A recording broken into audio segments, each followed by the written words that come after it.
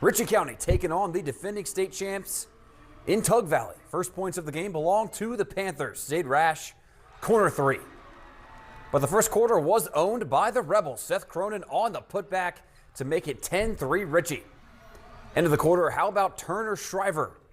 Rebels led 17-5 after one. Tug Valley, though, woke up in the second. Kick out to Braden Ferris, and he puts in the three, 21-18. And then the no-look pass. Ball finds Cameron Sloan, and he gives the Panthers their first lead since they led 3-2 early in the first quarter. Second half, Ferris knocking down the pull-up jumper to extend their lead to 6. Ritchie battling back, though. Isaac Hodges and one to cut it to 4. But Tug Valley would not be denied today. It'll be Rash once again from the corner, yes. Now have a look at this circus shot. How does Bryson Ella get that one to fall on the floor and one? Now less than a minute to go. Hodges gonna knock down the three, but Tug Valley gets one step closer to a repeat as Ritchie's season comes to an end in Charleston.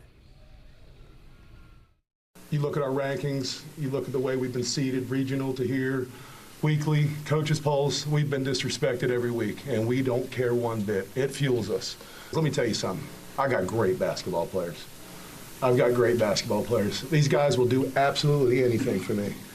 I've never had a group of people that are so loyal, and and even when I make mistakes like I did tonight, these guys have my back 100%, and I'm really going to miss them. Not a lot of people could say they come to Charleston twice, especially where we're from. So it's been an honor to play with these guys. I'll never forget them.